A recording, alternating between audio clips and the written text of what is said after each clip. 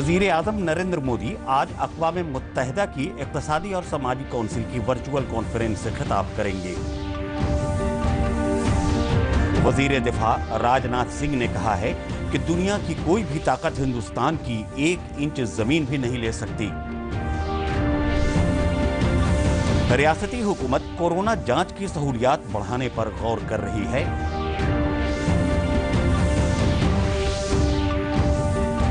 और YouTube ने DD Bihar news channel को किया मोनेटाइज।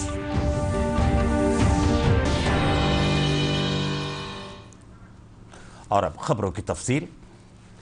वजीर आजम नरेंद्र मोदी आज रात 8:30 बजे न्यूयॉर्क में अक़वाम मुत्तहिदा के हेडक्वार्टर में अक़वाम मुत्तहिदा इक़्तिसादी और समाजी कौंसिल की वर्चुअल कॉन्फ्रेंस की इख्तितामी सेशन से खिताब करेंगे।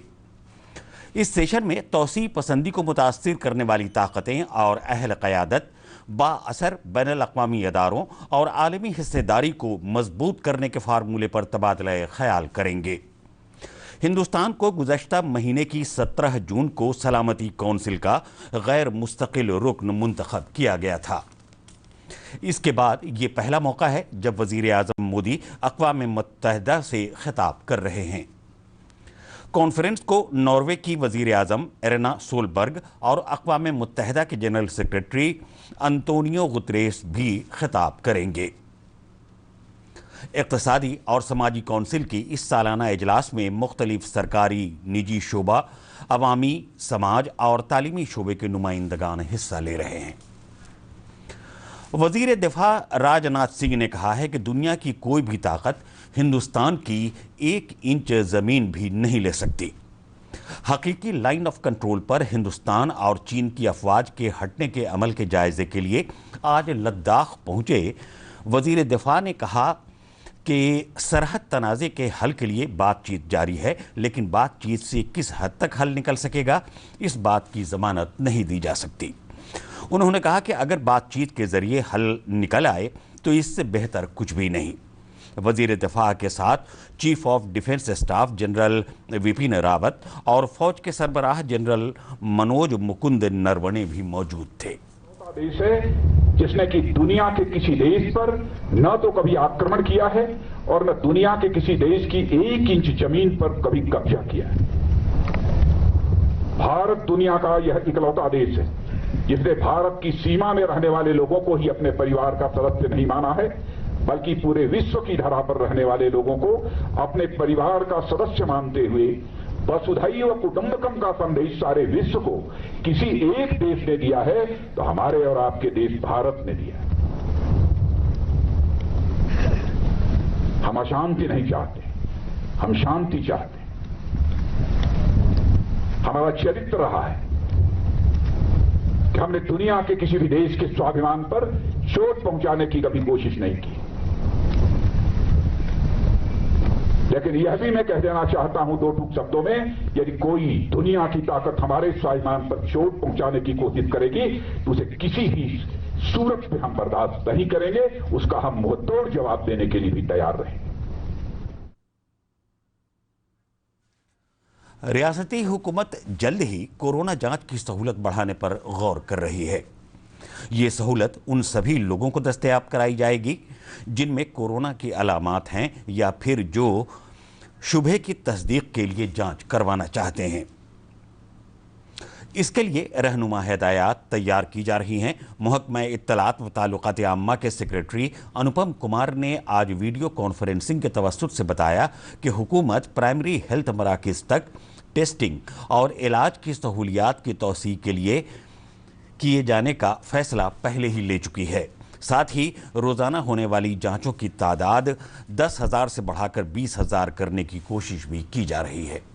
संदिग्ध पेशेंट्स हैं वो कहीं पर भी अपनी जांच करा पाएं, इसके लिए व्यवस्था करने का निर्देश दिया गया है।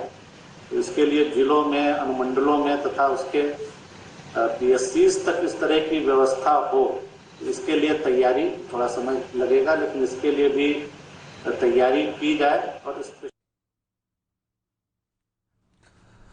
सेहत के सेक्रेटरी लोकेश कुमार ने बताया कि गुज़श्ता 24 घंटों के दौरान 896 मरीज सेहतयाब हुए हैं। उन्हें मिलाकर कोरोना से सेहतयाब होने वालों की कुल तादाद 14,997 हो गई है। फिलहाल सेहतयाब होने वालों की शरह 64.36% है। 896 लोग 196 लोग कोविड संक्रमण से मुक्त हुए हैं और अब तक कुल ठीक हुए व्यक्तियों की संख्या 14,997 हो गई है और रिकवरी रेट जो है बिहार में अभी 64.36% है। इस प्रकार से टोटल। इस बीच रियासती हुकूमत ने बिहार में कोविड-19 के बढ़ते मामलों के पेश नज़र एक खुसूसी टीम की तैनाती का अहद लिया है, जो रियासती हुकूमत के महकमा सेहत के साथ मिलकर रियासत में कोविड इन्फेक्शन को रोकने के लिए काम करेगी। फौरन ही रियासत का दौरा करके रियासती हुकूमत को मुनासिब हिदायत और हर तरह की मदद देगी। इस टीम में सेहत और ख़ानदानी फलाह वजारत के joint secretary Lav Agarwal, national centre for disease control के डायरेक्टर डॉक्टर एस.के. सिंह और एम्स नई दिल्ली के डॉक्टर नीरज नशील शामिल होंगे। बिहार में कई नदियों के तुग़यानी पर रहने के सबब सैलाब की सूरत हाल संगीन बनी हुई है। रियासत के 8 जिलों की 137 पंचायतों की 2 लाख से जायद आबादी सैलाब से मुतासिर हुई है। एक रिपोर्ट। बनी हुई है। गंडक, बूढ़ी गंडक, बागमती, अधवारा, कमला बलान, कोसी, महानंदा और परमान नदियां कई स्थानों पर खतरे के निशान से ऊपर हैं। आपदा प्रबंधन विभाग के अनुसार राज्य के 8 जिले सीतामढ़ी, शिवहर, सुपौल, किशनगंज, दरभंगा, मुजफ्फरपुर, गोपालगंज और पूर्वी चंपारण बाढ़ की विभीषिका झेल रहे हैं। इन जिलों की 21 पंचायतों की 2,18,000 की आबादी बाढ़ से प्रभावित है। बचाव दलों ने अब तक 3,600 से अधिक लोगों को बाढ़ग्रस्त इलाकों से निकाला है। प्रभावित क्षेत्रों में 433 नावें लगाई गई हैं। राज्य प्रशासन अभी बाढ़ के कारण फसलों और घरों को हुए नुकसान का आकलन कर रहा है। खगड़िया जिले के निचले इलाकों में कोसी और बागमती का पानी आ जाने से बाढ़ की स्थिति उत्पन्न हो गई है। जिले के मानसी प्रखंड के अमनी पंचायत और चौथम के निचले हिस्से में पानी होने से लोगों को काफी परेशानी का सामना करना पड़ रहा है। अभी हियादपुर वार्ड नंबर 1 में पूरे तरीके से बाढ़ आ गया है। हम लोगों के खाने के लिए व्यवस्था भी नहीं है, नाव भी नहीं है। अमनी पंचायत के निचले इलाके के लोग ऊंचे स्थानों पर जा रहे हैं। हिदायतपुर गांव से सटे सोहरी गांव में कोसी और बागमती नदियों का पानी प्रवेश कर गया है। लोगों ने तटबंधों पर ही अपना बसेरा कर लिया है। दरभंगा जिले के हाया घाट प्रखंड में करेह नदी का पानी सड़क पर बह रहा है, जिससे कई गांवों की आबादी का सड़क संपर्क टूट गया है। पश्चिमी चंपारण के बगहा में भी कई गांवों की आबादी तटबंधों पर आ गई है। लोगों को मवेशियों का चारा जुटाने में परेशानी हो रही है। बगहा अनुमंडल में मसान नदी उफान पर है। इस कारण आधा दर्जन गांवों पर बाढ़ का खतरा मंडरा रहा है। गोपालगंज में एक नवनिर्मित पुल के पहुंच मार्ग पर बनी पुलिया के गंडक नदी की धार में बह जाने के कारण गोपालगंज से सारण और तिरहुत प्रमंडल का एक बड़ा हिस्सा चंपारण से कट गया है। जगदीशपुर का रहने वाला हूँ। ये मैं यहाँ पे 70 घाट पुल से पहले आया था, तो यहाँ का जो पुल का रास्ता है वो टूट गया है। यहाँ का आने जाने का जो भी रास्ता, जो गाड़ियों का साधन है वो नहीं है। उधर मौसम विभाग ने शुक्रवार को बिहार की सभी नदियों के जलग्रहण क्षेत्रों में हल्की वर्षा होने की संभावना जताई है।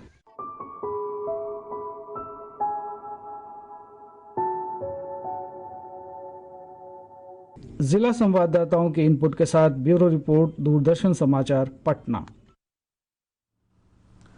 कोरोना और सैलाब जैसी आफात के दौरान बिहार के बाशिंदों के लिए एक अच्छी खबर है। पटना के दानापुर छावनी इलाके में इन दिनों मुहाजिर परिंदों की आवाज़ गूंज रही है। एशियन ओपन बुल स्टार्क नामी ये परिंदा फौज के तहफ़्फ़ुज़ाती इलाके में बड़ी तादाद में क़याम कर रहा है। एक रिपोर्ट।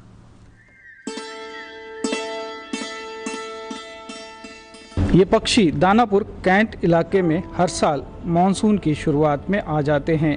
यहीं घोंसला बनाते हैं और अंडे देते हैं और फिर नवंबर-दिसंबर तक अपने बच्चों को लेकर वापस अपने मूल स्थान को उड़ जाते हैं। इन्हें एशियन ओपन बिल स्टार कहा जाता है।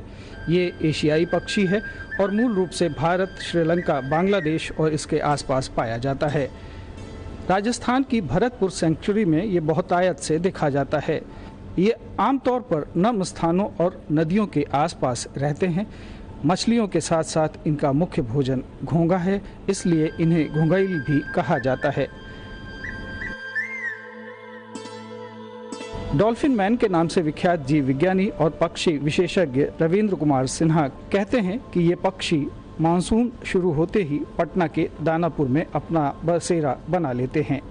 इन दिनों दानापुर कैंटोनमेंट क्षेत्र में वृक्षों पर काफी चिड़ियों का जमावड़ा है। उसमें विशेष रूप से एक चिड़िया है जिसको लोकल भाषा में लोग घोंघैल कहते हैं या जांघिल कहते हैं। वो दरअसल ओपन बिल्ड स्टॉर्क है, क्योंकि उसके चोंच में इस तरह का जगह स्पेस बना होता है, खुला रहता है। और चूंकि ये घोंघा को खाता है इसलिए उसको लोग घोंघैल भी कहते हैं।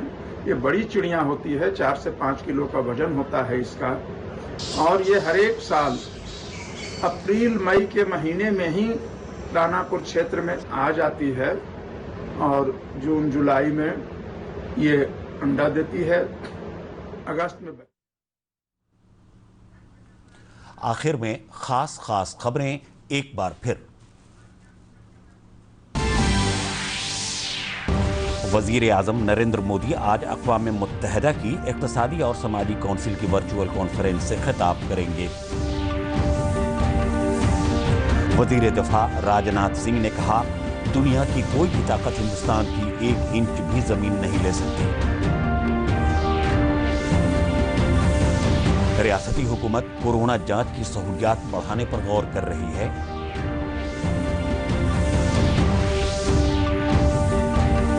और YouTube ने डीडी बिहार न्यूज चैनल को किया मोनेटाइज।